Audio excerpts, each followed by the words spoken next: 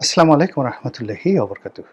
সম্মানিত দর্শক, পরপর কয়েকটি ভিডিও বানিয়েছি নির্বাচনের সম্ভাব্যতা, জামাত এবং বিএনপির যে নির্বাচনের মাঠে তাদের যে সকল সফলতা রয়েছে, কর্মকাণ্ড রয়েছে এবং তাদের সেই কর্মকাণ্ডের কারণে একটি সম্ভাব্য সুন্দর নির্বাচন হতে পারে, এটার ইতিবাচক দিকগুলো নিয়ে বেশ কয়েকটি ভিডিও করেছি। তো এটা যেভাবে প্রযোজ্য বা সত্য, প্রকৃতির নিয়ম অনুযায়ী এর বিপরীত অনেক কিছু হতে পারে। নির্বাচন বাধাগ্রস্ত হতে পারে, নাও হতে পারে। এই সরকার দীর্ঘদিন ক্ষমতায় থাকতে পারে। আমেরিকার যাকে বলা হয় নতুন ছলচাতুরি থাকতে পারে। তারা ইউনিট সরকারের ব্যাপারে তাদের সিদ্ধান্ত পরিবর্তন করতে পারে। আরও অনেক কিছু হতে পারে। এর বাইরে প্রকৃতি নানা রকম ঘটনা ঘটাতে পারে। আওয়ামী লীগ অনেক কিছু করতে পারে, দিল্লি অনেক কিছু করতে পারে এবং এই বিষয়গুলো সমান গুরুত্ব নিয়ে আসলে আলোচনা করতে পারার মধ্যেই আমি মনে করি মানুষের যে বুদ্ধি বৃত্তিক চর্চা রয়েছে সেটার সফলতা। আপনি যখন কেবলই মাত্র আওয়ামী লীগ করবেন অথবা কেবলমাত্র বিএনপি করবেন, কেবলমাত্র জামাত করবেন, তখন আপনার চিন্তা চেতনা কেবলই একদিকে মোতাজ্জ হয়ে যাবে। আপনি বিকল্প চিন্তা করতে পারবেন না। আপনার চিন্তার বাইরে একটা পৃথিবী আছে, সেখানে কোনো সম্ভাবনা আছে। এটা কখনো আপনাকে যাকে বলা হয় সঠিক পথ দেখাবে না। এর ফলে মানুষ জীবিত থেকেও মানুষ জড় পদার্থে পরিণত হয়। এ ধরনের মানুষকে বলা হয় একচোখা মানুষ, দলকানা মানুষ, অন্ধ মানুষ। এদেরকে বলা হয় স্বজনপ্রিয় মানুষ এবং এই মানুষগুলো পৃথিবীর জন্য উপকারী নয়, ভীষণ রকম ক্ষতিকর। কাজেই আমাদের এই সমাজে যদি আপনাকে নিরপেক্ষভাবে বিচার করতে হয়, বিশ্লেষণ করতে হয়, তাহলে আপনার ১০ দিক খোলা রাখতে হবে।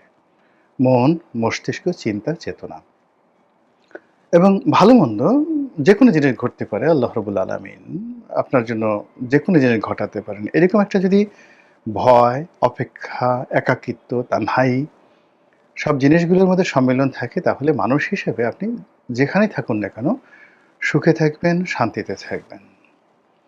কিন্তু যদি আপনি দলকানা হন, রাতারাতি মন্ত্রী হবেন, প্রধানমন্ত্রী হবেন, এরপর আপনি উৎসব করবেন, আনন্দ করবেন, ফুর্তি করবেন, আবার একটা সময় আপনি ডলা খাবেন। আপনার পালাতে হবে, আপনার পিঠের মেরুদণ্ড ভেঙে ফেলা হবে, মাজা ভেঙে দেওয়া হবে পিটিয়ে, আপনাকে ফাঁসিতে লটকানো হবে, আরও কত কিছু। এটা জীবন নয়। জীবনের পূর্ণতা হলো চমৎকার একটি জন্ম, ভালো একটি পরিবেশে, চমৎকার একটি জীবন, সকল পরিবেশ পরিস্থিতি, ভালো মন্দ, সুখ দুঃখ, উত্থান পতন সব মিলিয়ে। তারপর একটি সম্মানজনক জীবনের পরে অসাধারণ একটি মৃত্যু। হেরোডোটাস ইতিহাসের জনক এরকম একজন মৃত্যুর কথা বলে গেছেন। আপনারা হয়তো বলবেন, উসমান হাদির তো চমৎকার একটা মৃত্যু হয়েছে। বেগম খালেদা জিয়ার বা প্রেসিডেন্ট জিয়াউর রহমানের একটা চমৎকার মৃত্যু হয়েছে। বহু মানুষ জানাজায় অংশগ্রহণ করেছেন। No, I am sorry. আজ উসমান হাদির স্ত্রীর কাছে যান, তার সন্তানের কাছে যান। জানাজা তাদেরকে তৃপ্তি দিতে পারেনি। উসমান হাদি যদি ভিক্ষা করতেন, তবুও তার স্ত্রী খুশি হতেন। তার স্বাভাবিক মৃত্যুর গ্যারান্টি দরকার ছিল, স্বাভাবিকভাবে বেঁচে থাকার গ্যারান্টি ছিল। কিংবা আজ যদি বেগম জিয়ার কথা চিন্তা করেন, তার জীবনের যে নিঃসঙ্গতা, তার স্বামী মারা গেছেন প্রথম যৌবনে। তারেক জিয়া, কোকো, তারা একেবারেই কিশোর, তখন কিশোরও না, বালক। কাজে এ মৃত্যু গৌরবের নয়, এ মৃত্যু প্রত্যাশিত নয়। কোনো সন্তান, কোনো স্ত্রী এ ধরনের মৃত্যু চায় না। আবার বেগম জিয়ার জীবনে তিনি প্রধানমন্ত্রী হয়েছেন, দেশকে অনেক কিছু দিয়েছেন, এগুলো আমরা কথার কথা বলি। কিন্তু তার যে কষ্ট, তার যে নিঃসঙ্গতা, তার যে বেদনা, এটা হিমালয় পাহাড়ের চেয়ে বড়। লোকজন যখন তার সামনে স্লোগান দিত, রাজপথ ছাড়ি নাই, বেগম জিয়া ভয় নেই, তার মনে হতো যে আমি ওই বাড়িতে নিঃসঙ্গ ছিলাম, বালির ট্রাকে আবদ্ধ রেখেছিল, তোমরা কেউ আসোনি, তোমরা আমাকে মিছিল করে করে জেলখানায় পৌঁছে দিয়ে আসছো, কোনোদিন খোঁজ নাওনি। এইগুলো জীবন নয়। আর এই যে এ ধরনের জীবন মানে নেতাকর্মীরা যারা খুব পছন্দ করেন তারাই তাদের চিন্তা চেতনা একদিকে রাখেন। এদের মধ্যে মানে যারা খুব কনজারভেটিভ হয়ে পড়েন, কি বলবো? ওইভাবেই তাদের জন্ম হয়, ওইভাবেই তাদের মৃত্যু হয়। এটিকে বলা হয় জাস্ট লাইক পটেটো। গোল আলুর মতো তাদের মৃত্যু হয়। আর এই পৃথিবীকে যখন ভার্সেটাইল ভাবে মানুষ দেখেন, যেভাবে আওরঙ্গজেব দেখেছেন, যেভাবে সম্রাট আকবর দেখেছেন রাজনীতির পর্যায় থেকে, যেভাবে দার্শনিকের দৃষ্টিতে হেরোডোটাস দেখেছেন, কনফুসিয়াস দেখেছেন, এমনকি ম্যাকিয়াভেলি এবং চন্দ্রগুপ্ত মৌর্যের যে প্রধানমন্ত্রী চাণক্য দেখেছেন। এটা হলো দার্শনিকতার শ্রেষ্ঠতম অধ্যায়। কিন্তু গণভবনের সাংবাদিকতা, দালালি, যমুনার দালালি, এখন তারেক রহমান সাহেবের যে অফিসকে কেন্দ্র করে সাংবাদিকদের যে দালালি, রাজনৈতিক নেতাকর্মীদের যে দালালি, জামাতকে কেন্দ্র করে দালালি, শেখ হাসিনা কেন্দ্র করে দিল্লিতে দালালি, এখানে বিভিন্ন রকম যাকে বলে আবর্জনা তৈরি হওয়া, হারপিকের মতো আবর্জনা তৈরি হওয়া, এখানে ইল্লু পিঙ্কুদের মতো আবর্জনা তৈরি হয়, যাদেরকে বলা হয় দাজ্জাল, এক চোখা মানুষ। দাজ্জালের একটা চোখ থাকবে, সে তার স্বার্থ ছাড়া অন্য কোনো কিছু দেখবে না। তো ওই জায়গা থেকে আমি আল্লাহর কাছে সবসময় পানাহা চাই, কোনো স্বার্থ, কোনো লোভ এবং কোনো লালসা যেন আমাকে অন্ধ না করে। তো সেই দিক থেকে এই যে পরপর কয়েকটি ভিডিও করলাম ইতিবাচক, আমার কাছে মনে হচ্ছে যে এর বাইরে আপনারা যারা দর্শক আছেন তাদেরকে কিছু বিকল্প চিন্তার খোরাক দেওয়া উচিত। ধরুন এখন ডক্টর মোহাম্মদ ইউনূস সরকারের সাথে মার্কিন যুক্তরাষ্ট্রর একটা সম্পর্ক আছে, যে যাই বলেন না কেন সম্পর্ক আছে। মার্কিন deep state policy, American lobby, Clinton Foundation, Joe Biden সরকার, জর্জ সরোজ, সোটন গ্যাং, এই জিনিসগুলোকে আমরা শুনিনি। এরপরে তার সঙ্গে সঙ্গে ম্যাটিকুলাস প্ল্যান, কিংস পার্টি, তারপরে এনসিপি, তাদের মধ্যে আবার জামাতের বন্ধন, ডোনাল্ড লু, পিটার হাস, তেল ব্যবসা, কত কিছু হচ্ছে। ফলে নির্বাচনের মতো চলছে, কিন্তু এই যে কাহিনীগুলো বললাম, যে ঘটনাগুলো বললাম, তাদের একটারও তো কবর রচনা হয়নি, শেষ হয়নি। ফলে ওইগুলো ঘটতে পারে যে কোনো সময়, এনি টাইম। আর সেটা যদি ঘটে তাহলে সেটাকে নিয়ে আমরা একটা ফ্যান্টাসি তৈরি করতে পারি। ডক্টর মোহাম্মদ ইউনূস যখন নোবেল পুরস্কার পেলেন আমরা খুব খুশি হয়েছিলাম। আমি তো মানে আমার মনে আছে পুরো দেশ জাতি ঝাঁপিয়ে পড়েছিল, ও মাই গড! আমরা তো তখন আসলে এই নোবেল শান্তি পুরস্কারের যে নেতিবাচক যে দিকগুলো, ওগুলো বাঙালিরা জানতো না। আমরা তখন আওয়ামী লীগ, বিএনপি, জাতীয় পার্টি, মহান মুক্তিযুদ্ধ, মানে আমাদের যে জ্ঞান খুব সীমিত ছিল রাজনৈতিক। ফলে নোবেল পুরস্কার, পশ্চিমা সাম্রাজ্যবাদ, তারপর শেষে সেটার প্রেক্ষিতে একটা দেশ জাতি ছারখার হয়ে যেতে পারে, এই ঘটনা আমরা তখনও জানতাম না। তখন আফগানিস্তানের যে যাকে বলা হয় তাণ্ডব, মার্কিন তাণ্ডব, সিরিয়াতে তাণ্ডব, আইএসের তাণ্ডব, ইরাকের যে হাহাকার, লিবিয়ার হাহাকার, ইরানের আর্তচিৎকার, এগুলো তখনও আমাদের কর্ণকুহরে ঢুকেনি। ফলে ডক্টর মোহাম্মদ ইউনূস শান্তি পুরস্কার পেয়েছেন, বাংলাদেশে একটি নোবেল পুরস্কার এসেছে, ও মাই গড! এটার আনন্দে আমাদের তখন সবার ঘুম হারাম হয়ে গিয়েছিল। আমরা ডক্টর ইউনূসকে কাছে ডেকে নিয়েছিলাম, গ্রামীণ ব্যাংকে মাথায় করে নেচেছিলাম। গ্রামীণ ব্যাংকের নাম শুনলে আমাদের যাকে বলা হয় অন্তরাত্মা এক ধরনের শান্তি চলে আসতো। কিন্তু আজকের এই দিনে কি সেটা আছে? আপনি কি নোবেল পুরস্কার নিয়ে খুব বেশি আনন্দিত? ডক্টর মোহাম্মদ ইউনূস কিংবা যারা এই নোবেল পুরস্কার দেয়, নোবেল কমিটি, তাদের ব্যাপারে কি আপনার সেই সম্মান মর্যাদা আছে? অবশ্যই নেই। দ্বিতীয় যে বিষয়টি সেটি হলো, যদি আমরা ধরে নেই যে নোবেল শান্তি পুরস্কারটি যেভাবে এবছর মাসাদোকে দেওয়া হয়েছে, যে কারণে এবছর ডোনাল্ড ট্রাম্পকে দেওয়া হয়নি এবং যে কারণে ডোনাল্ড ট্রাম্প রাগ হয়েছেন, সেই একই কারণে আগামী দিনও তো বাংলাদেশে বেশ কয়েকটি নোবেল পুরস্কার আসতে পারে। যেমন ধরুন আমাদের একজন ফটোশিল্পী আছেন, ক্যামেরা দিয়ে ছবি তোলেন, ক্যামেরাম্যান শহীদুল আলম। এখন আমি বুঝি না, আমার কাছে বুঝি না যে টাইম ম্যাগাজিন, নিউজ উইক, আমেরিকার লবিস্ট, পশ্চিমা যে যেটাকে বলা হয় অ্যাংলো স্যাক্সন যে ডাইনেস্টি, সেই তাদের যে প্রতিভূগুলো রয়েছে, তারা এই আমাদের বাংলাদেশের শহীদুল আলম, উনাকে নিয়ে তাদের এত মানে কি বলে আনন্দ কেন? তারা মনে করে যে এমনভাবে শহীদুল আলমকে উপস্থাপন করা হয় যে এই লোক বাংলাদেশে জন্মগ্রহণ করেছেন, কিন্তু তার মর্যাদা কোনো অবস্থাতেই লিওনার্দো দা ভিঞ্চির চেয়ে কোনো অংশে কম নয়। তার মর্যাদা কোনো অংশেই মাইকেল অ্যাঞ্জেলো, একজন বিখ্যাত স্থপতি, স্ক্রাপচার বলা হয় এদেরকে, যে ডেভিড বিখ্যাত মূর্তি তিনি তৈরি করেছেন, মাইকেল অ্যাঞ্জেলো, রেনেসাঁর যুগে।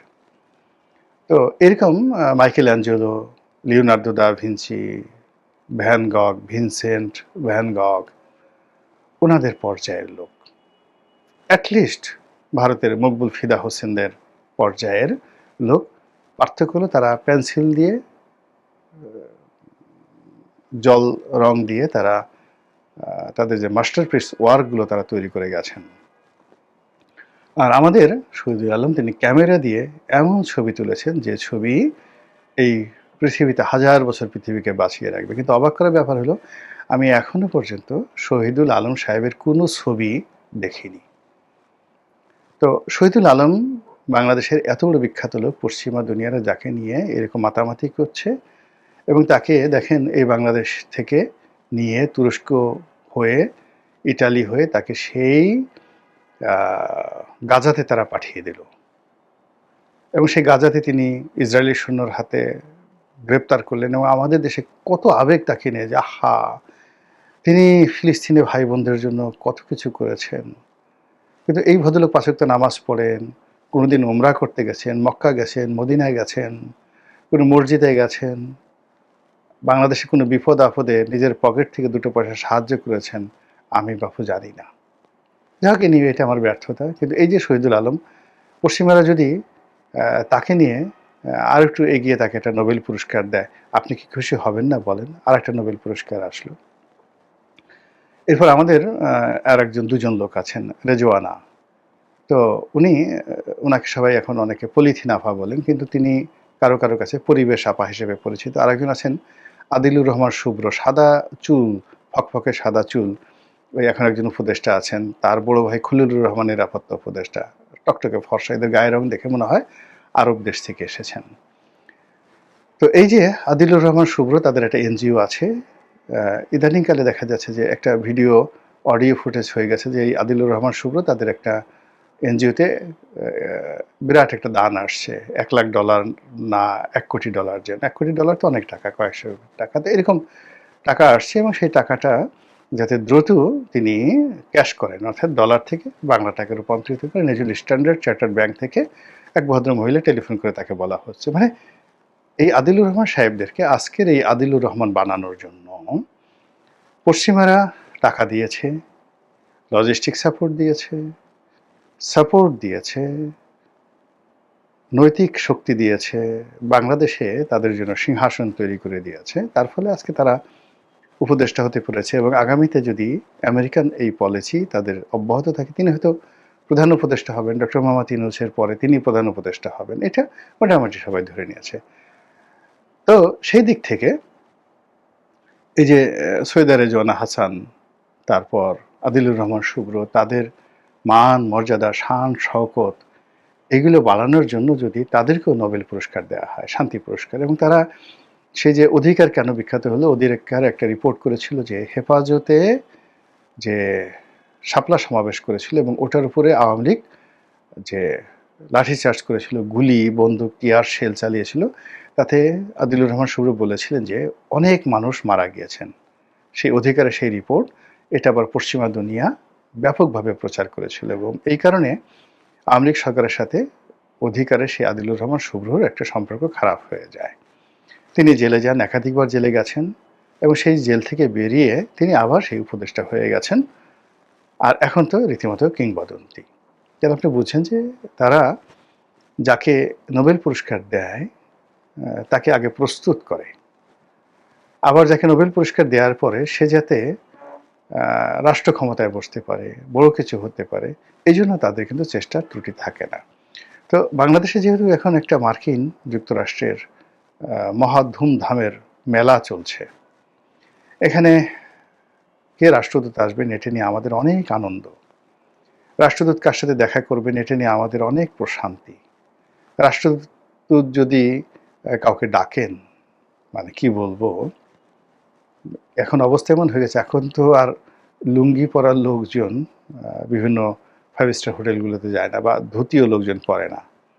তো এখন মার্কিন রাষ্ট্রদূত যদি কোনো ধুতি পরা লোক বা লুঙ্গি পরা লোককে তিনি ডাকতেন, সে এমন দৌড় দিত, কোন দৌড়ের সাথে তার যে কোন ফাঁক দিয়ে ধুতি খুলে গেছে, আর দৌড় দিতে গিয়ে কখন যে তার লুঙ্গি খুলে গেছে, শুধুমাত্র পাঞ্জাবিটা পরে আর পাগড়িটা নিয়ে, মানে লুঙ্গিটা খুলে দৌড়ে একেবারে আমেরিকান এম্বাসিতে হাজির হয়ে তারপর বলবে যে আমি এসেছি হুজুর।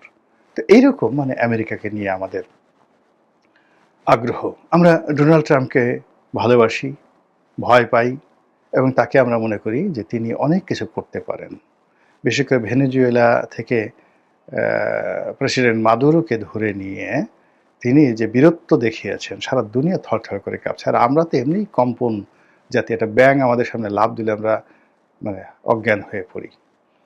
একটা তেলাপোকা যদি আমাদের সামনে এসে উড়ে, জাস্ট আপনি রাতে খেতে বসছেন বা আপনি বসে আছেন, এই সমাজের অনেক মহাবীর রয়েছে, অনেক বীরাঙ্গনা রয়েছেন, মানে নারী, সাহসী নারী রয়েছেন, হার্ট ফেল করবেন, অজ্ঞান হয়ে যাবেন। একটা টিকটিকি, আপনি হঠাৎ মাথায় হাত দিলেন, দেখলেন যে একটা টিকটিকির লেজ আপনার মাথার উপরে পড়েছে। এই সমাজে অনেক বীর আছেন, ওটাকে সাপের লেজ মনে করে চিত হয়ে পড়ে যাবেন। এই ঢাকা শহরে ভূতের ভয়ে কত মানুষ তাবিজ কবাজ হুজুরদেরকে নিয়ে যে কি কাণ্ড কারখানা করে। তারা এই ঢাকা শহরে ভূত খুঁজে বেড়ায়, শয়তান খুঁজে বেড়ায়, পেতনি খুঁজে বেড়ায়, জিন খুঁজে বেড়ায়, এরকম অবস্থা। এগুলো নিয়ে এটা বিশাল, মানে এই যে জিন, ভূত, প্রেত, শয়তান, ইবলিস, এগুলো নিয়ে বিলিয়ন ডলারের ব্যবসা। বিলিয়ন ডলার মানে বুঝেন, 12,000 কোটি টাকার ব্যবসা। এই যে যত লোক দেখেন জিন তাড়ানোর উস্তাদ আছে, ঘর মানে জিন মুক্ত করার জন্য বিভিন্ন মন্ত্র আছে, তাবিজ আছে, কবাজ আছে, সারা বাংলাদেশে এটা নিয়ে বছরে প্রায় $1 বিলিয়ন ব্যবসা হয়। লোকজন যাদেরকে টাকা দেয় আর যারা টাকা গ্রহণ করে, এর সমপরিমাণ প্রায় 12,000 কোটি টাকা। তো বুঝেন যে আমরা কত বড় বীর এই শহরে, এই সমাজে। তো সেই দিক থেকে মানে অদৃশ্য, যেটা দেখা যায় না, কেবল আমরা জানি, বিশ্বাস করি বা ভয় পাই, সেই জিনকে নিয়ে আমাদের এত ভয়। তো সেক্ষেত্রে মার্কিন যুক্তরাষ্ট্র যেখানে তাদের F-35 জঙ্গি বিমান আছে, তাদের অন্তত ডজন ডজন যে পারমাণবিক শক্তিচালিত এয়ারক্রাফট ক্যারিয়ার, সেই মার্কিন মেরিনের যাকে বলা হয় কম্পোজিট যুদ্ধজাহাজ আছে, সেই যুদ্ধজাহাজ তারা বঙ্গোপসাগরের যেখানে ড্রাফটিং আছে সেখানে এনে জাস্ট একটা মিসাইল পাঠাবে, একটা হেলিকপ্টার পাঠাবে, একটা প্লেন পাঠাবে, এই গোলাম মোল্লা রনিকে জাস্ট ধরে নিতে তাদের 5 মিনিট সময় লাগবে না। এখানে ভূতের কোনো কারবার সারবার নেই, কাজে এখানে ভয় না পেয়ে কোনো মানে যাকে বলে কারণ নেই, এবং সেই ভয় আমরা পাচ্ছি। সঙ্গে সঙ্গে আমাদের লোভ আছে, আমেরিকা যাব, হোয়াইট হাউসের সামনে ঘুরবো, বার্গার কিং খাবো, আরও অনেক কিছু চিন্তা ভাবনা আছে। আমেরিকান যে বন্ধু বান্ধব আছে তাদের সাথে ছবি তুলবো, নেতিবাচক অন্য কথা বাদ দিলাম, ক্যাসিনো ঠ্যাসিনো বাদ দিলাম, আমেরিকাতে বাড়ি ঠাড়ি করবো, টাকা পাচার করবো, এগুলো বাদ দিলাম, খালি আমেরিকা যাব। এই আমেরিকা নেওয়া হবে, একটা চিঠি দেওয়া হলো দূতাবাস থেকে, টিকিট সহ। এখানেও অনেক লোক পাবেন যে লুঙ্গি খুলে দৌড় দিয়েছে। তো এরকম একটা অবস্থা যেখানে চলে বাংলাদেশে, তো তার মধ্যে যদি আবার এরকম 3-4টে আরো নোবেল চলে আসে, নোবেল পুরস্কার আসে, কি অবস্থা চিন্তা করেন। সবাই বলবে আহলান শাহলান ওয়া ডোনাল্ড ট্রাম্প ভাইজান, আহলান শাহলান ওয়া আমেরিকা, আহলান শাহলান ওয়া আরো কি যারা যারা আছে তাদের নাম টাম বলে সব দেখবেন নতুন নতুন ডিজে ওয়াজ শুরু হয়ে গেছে। কত রকম মানে ফতোয়া, ট্রাম্পকে এটা করলে, আমেরিকাকে এটা করলে মানে আমাদের এই হবে, এই হবে, এই হবে, স্বর্গ লাভ হবে, ইত্যাদি ইত্যাদি নানা রকম।